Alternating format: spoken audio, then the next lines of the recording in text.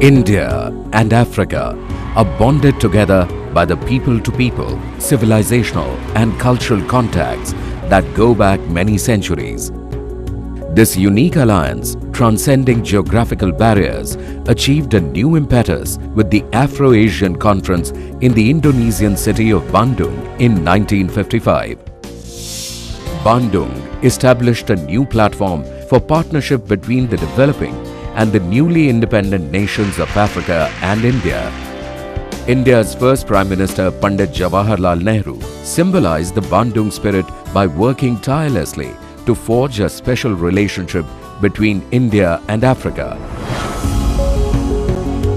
Ever since, this historic partnership has strengthened, with both India and Africa traversing on the same path, with shared values and cherished shared dreams.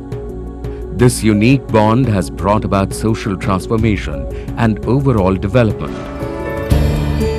A full 50 years before Bandung, father of the nation Mahatma Gandhi's struggle for racial equality in South Africa had already captured the imagination of a whole generation of African leaders like Kwame Nkrumah of Ghana, Julius Nyerere of Tanzania, Leopold Senghor of Senegal, Kenneth Kaunda of Zambia, Sam Nujoma of Namibia, Gamal Abdel Nasser of Egypt, and above all, of Nelson Mandela of South Africa. When conflicts broke out in several newly independent countries in Africa, India was amongst the first to contribute troops to the UN peacekeeping operations. The Indian Blue Helmets have earned laurels for their contribution in Democratic Republic of Congo, Sudan, Somalia, and elsewhere on the continent. An all-women police contingent is helping our friends in Liberia in restoring law and order following the long civil war.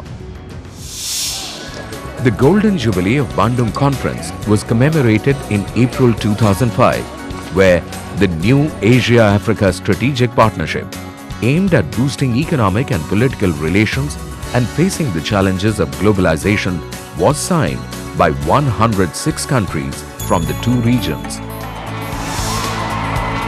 The emergence of Ghana as an independent country was followed in quick succession by a host of others. The struggle for independence and racial equality befittingly culminated in South Africa, the very land that shaped the Mahatma with the end of apartheid regime. Following the example set by Nehru, every subsequent government in Delhi stepped up the campaign against colonialism and apartheid. Africa's cause became India's passion. India's friendship and solidarity with Africa is very well documented. It's time-tested.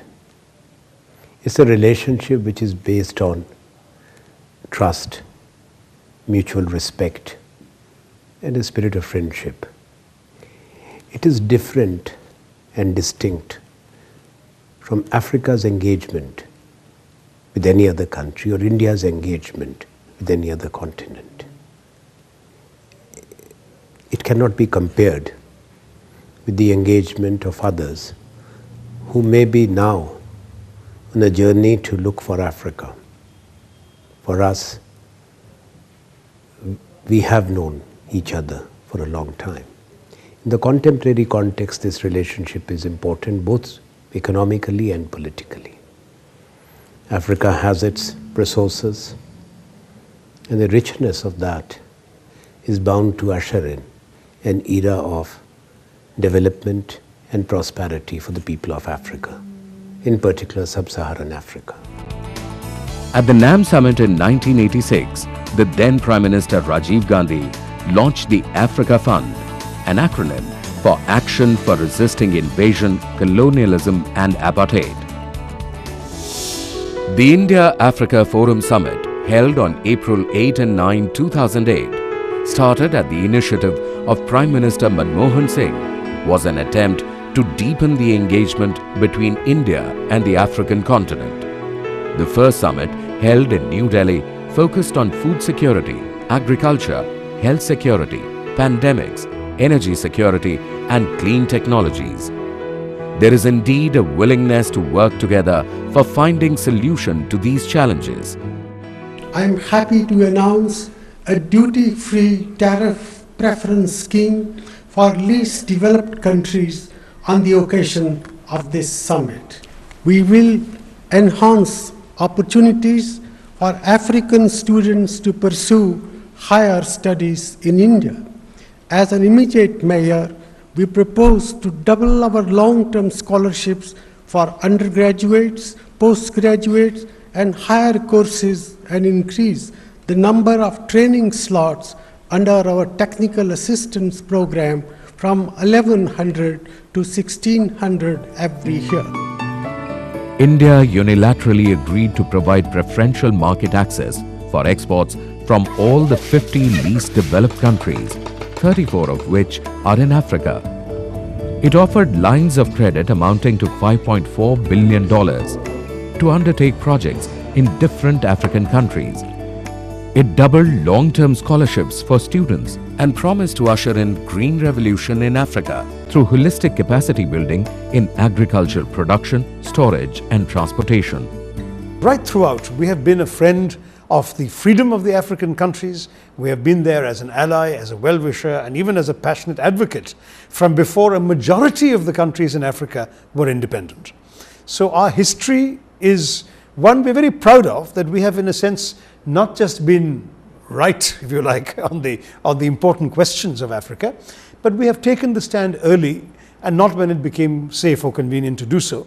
We've even taken the stand when it was unpopular with influential countries that were still colonial powers or occupying powers in those regions. And I must say that many African leaders have appreciated this. In my meetings with them, the message I get is, you have been our friend for a long time. You, as India, are seen differently because we know that you stood by us when we needed people to stand by us. India invests in building up the lives of the younger generation and bringing together the people of India and Africa. In fact, several African students come to India for training in web designing and English-speaking courses. This course has improved my communication skills and the IT as well. India is one of the best countries which is able to communicate their skill to other countries like Sudan. India's strategic global engagements depend much on its strong relations with Africa. For a much deeper engagement with these countries, India is actively interacting with regional and sub-regional groupings like Southern African Development Community, SADC, Common Market for Eastern and Southern Africa, COMESA, Economic Community for West African States, ECOWAS, Southern African Customs Union, SACU, and East African Community, EAC, in Africa. India is actively engaged with these groupings to ensure that their common goals are translated into reality, helping the two to leverage their position in the international fora. In recent times, trade between India and Africa has been growing at an annual rate of 25%. In October 2006, a CII-sponsored conclave on India-Africa Project Partnership in New Delhi attracted more than 750 delegates and produced business deals worth $17 billion.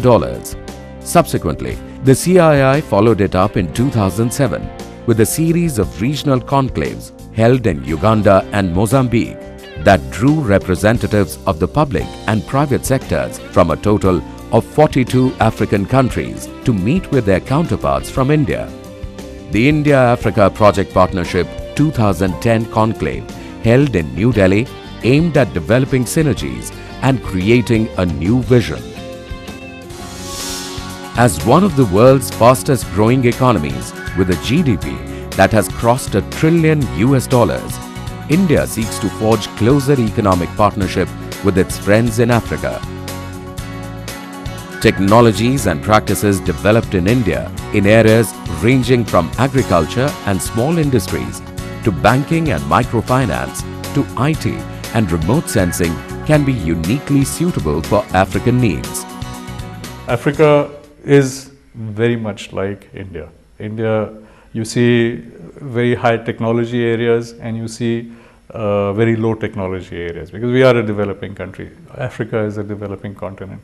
Africa needs products that are used in India, because we, Indians are very ingenious, and we can adapt. So what we say, Indian companies say, is we will provide you with what we call, in Kirloskar Brothers, we call AAA technology. That's adaptable, appropriate, and affordable. This partnership is sustainable, dynamic, constantly evolving, and moving forward. Multifarious investments are made in projects like railways in Angola, an IT center in Ghana, buses in Congo, power projects in Sudan and Gambia, a major irrigation project in Senegal, floriculture and sugarcane production in Ethiopia, pharmaceuticals and telecommunications in South Africa, and much else. Indian companies are now amongst the largest investors in countries ranging from Mauritius and South Africa to Ethiopia, Sudan, and Ghana. There are many large Indian companies operating in Africa. I think Tata's have huge operations, mainly in Southern Africa, to the best of my knowledge. I know the A.V. Birla Group has a wonderful company which is really a role model for industry in Egypt.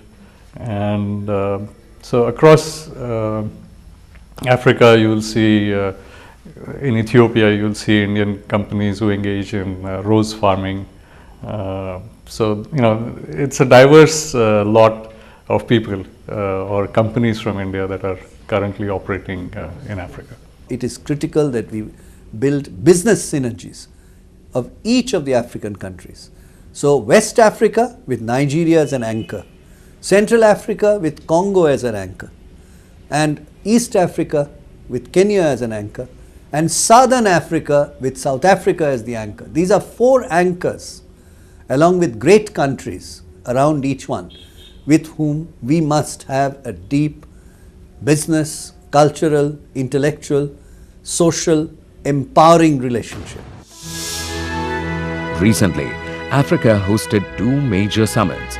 The Commonwealth Heads of Government Meeting, CHOGM, which represents both the developing and the developed world, was hosted in Kampala in Uganda in 2007. For the first time, India's Kamlesh Sharma was elected CHOGM Secretary General. Similarly, the Non-Aligned Movement Summit, representing South-South Cooperation for Development, was hosted at Sharm el-Sheikh in Egypt, which came out ever more united to meet the challenges of the new millennium. The relationship between India and Africa is a timeless one. We have evidence of prehistoric ties between the African continent and the early civilizations in India. In modern times, we have had a very, very interesting relationship where Indians emigrated from the subcontinent to Africa and played an important role in trade, commerce, nation building in different countries there. The freedom struggle in India was sparked off by Satyagraha with Mahatma Gandhi, the father of the nation, ignited in South Africa. And I think ever since the non-aligned movement, the struggle against colonialism, imperialism, racism, Indians and Africans have marched in step. Prime Minister Manmohan Singh visited Nigeria in 2007, which is the largest democracy in Africa. During his visit, Prime Minister Manmohan Singh addressed the Nigerian Parliament. Both countries are rapidly growing economies, with Nigeria being India's largest trading partner in Africa. The strong bonding between India and Africa is reflected in the Delhi streets that were named after Africa and African leaders like Africa Avenue, Kwame Nkrumah Marg, and Nelson Mandela Marg. The latest interaction between the G8 countries representing the developed world and the G5 countries of India and South Africa, along with China, Brazil and Mexico, representing the developing world, signifies not only the South-South cooperation, but also the North-South dialogue. The partnership between India and Africa aims to address the concerns of the developing world in the areas of climate change, WTO negotiations and the global economic slowdown. This was in evidence during the Copenhagen summit, where India and Africa acted in tandem on the issue of climate change. In the WTO, our quest is a common one: That is, to ensure that the present round of negotiation succeeds, since it is dedicated to development. So the legitimate aspirations of the poor and developing countries have to be met, and a fair and equitable global trade regime should come in place, which corrects the historical imbalances in global commerce, which has been there for a long period of time, and those imbalances have been weighed heavily against the developing countries or the poor countries. Just as in the past, in the 21st century too, India has a vision for partnership with Africa. The Pan-African E-Network project, which supports tele-education, telemedicine, e-commerce and e-governance, is a vivid example of the possibilities. 47 African countries have already signed up for this ambitious project that places India's capabilities in medicine, education, IT and telecommunications in the hands of all African states. It is a major leap in tele-education and telemedicine, where universities in Africa have been linked to major universities in India, hospitals in Africa in different parts to super specialty hospitals in India. And this project is a gift to the people and the government of the Republic of India. Skill development is another area of close cooperation. India shares with African women the expertise in generating electricity from solar energy. At the Barefoot College in Tilonia, near Ajmer in Rajasthan, more than 30 African women are busy acquiring the specialized skills, which will go a long way in electrifying their respective villages in Africa. When Africa looks at India, they see a country very much like them. They see a country that has recently overcome some of the same problems they are currently facing. They see a country with which they have cultural affinities, ways of doing business, social contacts are easy, and in many levels they find that when they're dealing with India, they're dealing with something that is accessible and familiar.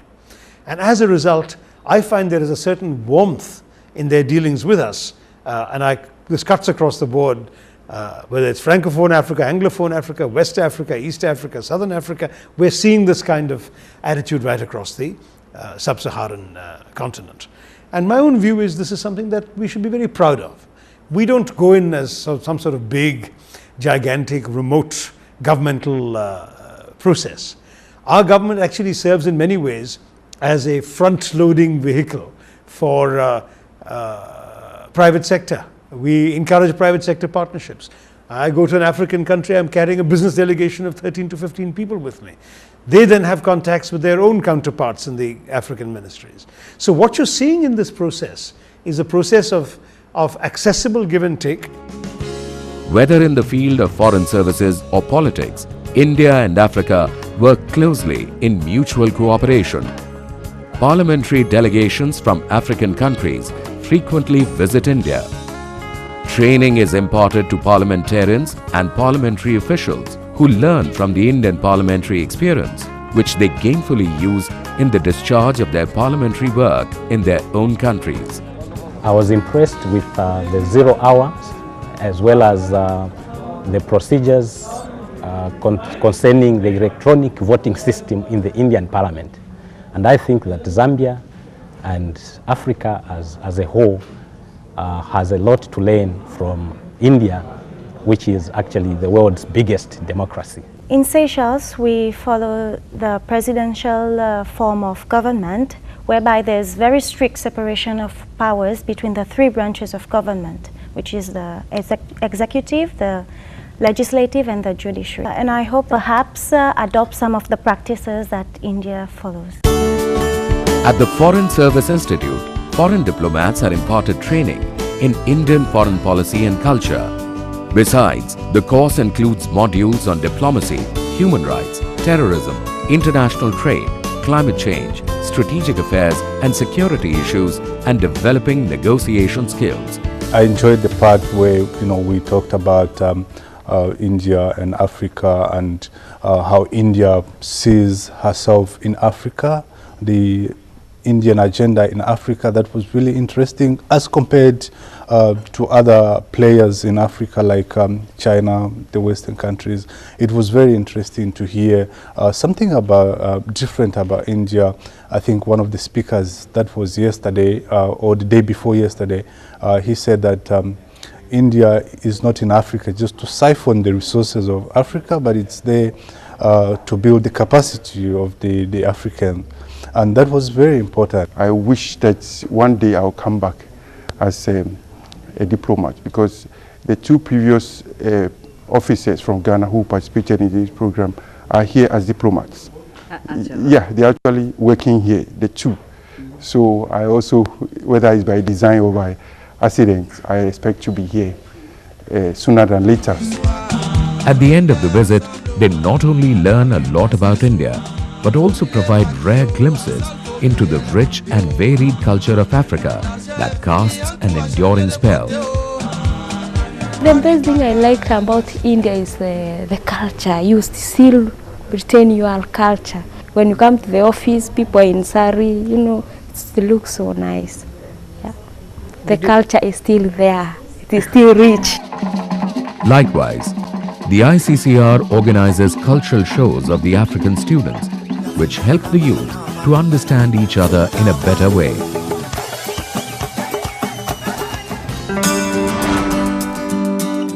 With the UN reform high on the Indian agenda, India seeks the support of African countries for overall reforms, including democratization and expansion of the UN Security Council, both in permanent and non-permanent categories.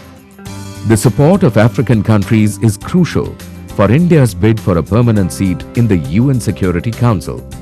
We have had a lot of understanding from Africa for our candidacy for a non-permanent seat on the Security Council, and many African countries are very sympathetic to our case for a permanent seat. But on that, though Africa and India share a common view that reforms are necessary in the UN Council, Africa is still waiting for a consensus to be formed within Africa before they can give us the explicit support that we crave and that we believe we will get from many of them.